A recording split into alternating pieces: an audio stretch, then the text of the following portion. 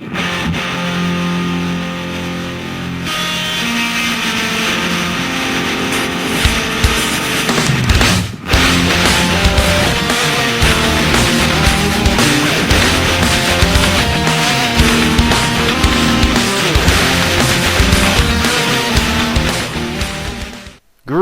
YouTube. ToonKritic's the name, and Toon's the name of the game. Ah, Disney. Don't you just love them? Those cute little animals, love at first sight, bright and colorful musicals. No. Not that musical. That is not a musical. This is a musical. That is just pathetic. We all grew up on Disney. Everyone can recount their time seeing the classics like Lion King, Snow White, Pinocchio, the list goes on and on. But today I'm going to take you into the surreal. Several Disney stories that we all remember and grow up on, well, let's just say the books they were based off did not have a happy ending. Here I'm going to show you some of those stories that were made into movies, and by the time you finish this video, we're just going to see how fucked up our Disney heroes really were. The following video is an audio form of an article on Cracked.com, and I in no way own this article. This is meant for entertainment purposes. I'm going to tell you right now, this is going to be really disturbing and will probably ruin your childhood, so if you wish to stop here, nobody would blame you. So get ready for your mind to be royally fucked. This is the top 7 Disney movies based on R-rated stories.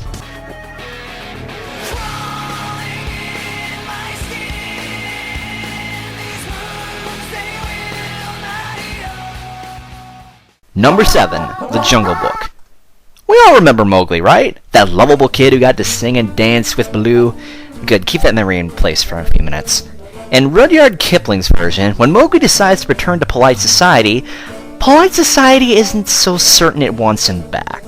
The village Mowgli tries to return to in the story re-banishes him to the wilderness, and the family that was kind enough to take him in gets tortured. In response, Mowgli recruits Hathi the elephant for help.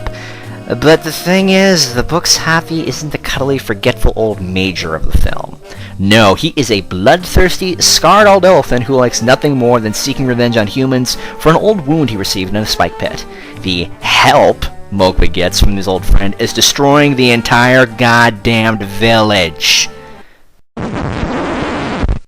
Yeah, that's right. The lovable kid protagonist whose goofy antics you grew up laughing at recruits his elven friend too, along with Bagheera and a bunch of wolves, storm in and raze the freaking village to the ground.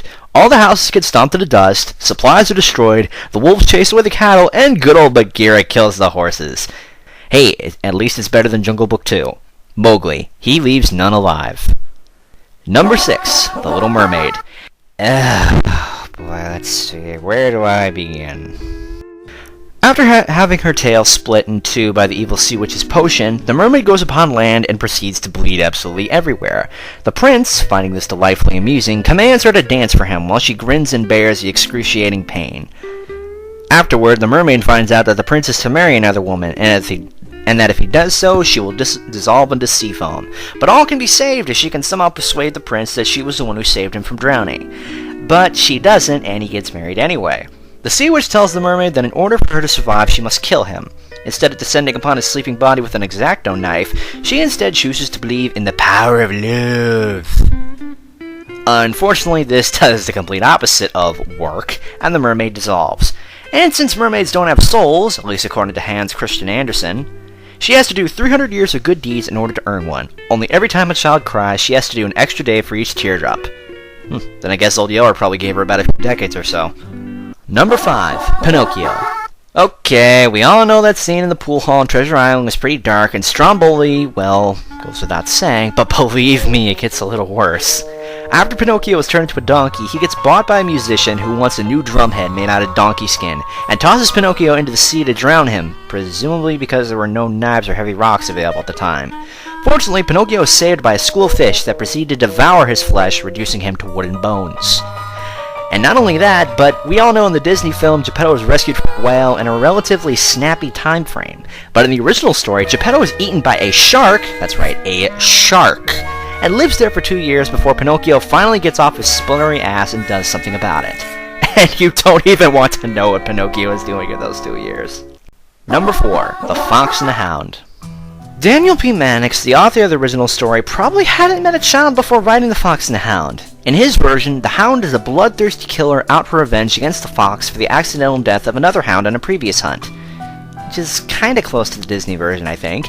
Once he discovers the fox's lair, his master proceeds to gas the hell out of it, killing both the vixen and her cubs. At this point, the author obviously didn't think the book was depressing enough, so he threw some rabies into the mix, and then a child dies from an infected bite. The story reaches its climax with a chase longer than the one in The Matrix Reloaded, in which Todd the Fox collapses and dies of exhaustion. The Hound and the Master go home to celebrate, a term which here means, and I quote, "The Master shoots the Hound in the face and then gets sent to a rest home. And they all lived happily ever after." Jerks. Number 3, Hercules. First of all, the Greeks depicted Hercules as a rampant sexual beast, taking whatever woman he liked before hitting a midlife crisis and being told to settle down. He got married to Megara, aka Meg, but without the help of Hades, a Cyclops, or Motown-inspired soundtrack. They do live happily ever after, right up until he gets driven insane by the goddess Hera and heroically murders the shit out of Megara and all his children. After regaining his senses, Hercules is consumed by guilt, which is understandable after killing your entire family for absolutely no reason. To try and make amends, he engages in 12 trials that include defeating powerful monsters and shoveling shit out of some horse stables, until he eventually gets killed by a blanket. No, sorry. Don't ask me, I really don't know either. Maybe they're saving all of that for one of those direct-to-DVD sequels they always do. Hercules, the Spartan Era. Number 2, Tarzan. In the original story, Jane is surrounded by plenty of potential suitors, including Clayton himself, who aren't hulking ape men, yet she still falls for Tarzan. Before she can admit it to herself, though, she leaves for America and considers marrying another man to pay off her father's debts. Meanwhile, Tarzan suits up and follows her across an entire continent to rescue from a forest fire that was presumably waiting around until the plot required it. Afterwards, he confesses his undying love for her, and Jane admits she feels the same way. But by this time, she's engaged to Clayton, and because this is the 19th century, there's absolutely nothing she can do about it. Left on his own, Tarzan receives a telegram that reveals him as the rightful heir to Clayton's estate and all the property that comes with it, which includes Jane, because women are things, I guess. Instead of saying the word, kicking Clayton out of his own house, and claiming Jane for tax purposes, he chooses to stay silent, thinking that Jane is happy being with Clayton. And that's it. Tarzan, simply sacrificing his happiness for Jane's misery.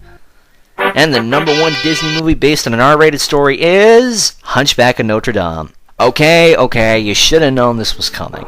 This movie is filled with so many dark undertones. Children learn an important lesson in the actions of the celibate antagonist Frollo. If you are sexually frustrated by a wayward gypsy, just set her on fire and everything will work itself out. Oh, and also sing this really dark, deep song about wanting to rape and murder her. Then there's teaching us that apparently a good heart and noble deeds don't mean shit to a woman if you're uglier than the inside of a hot dog. But let's delve even deeper into the darkness. Just like Kipling, Victor Hugo wasn't big on that Hollywood bullshit. In the original, Esmeralda has 3 potential suitors wanting to bump uglies, while Quasimodo is some deaf, ugly hunchback watching her from his tower. She makes it very obvious to our hero that she finds him a hideous mess, but he's smitten. One of the suitors, Phoebus, shows up and has his way with her. He then gets stabbed in the back by Frollo, who pins the attack on Esmeralda. Instead of setting her on fire, Frollo arranges to have her hung in the public square. Then at the last minute, she is rescued by nobody. She just dies. After her death, Quasimodo tosses Frollo off the top of the cathedral before he sneaks into Esmeralda's grave and curls around her body.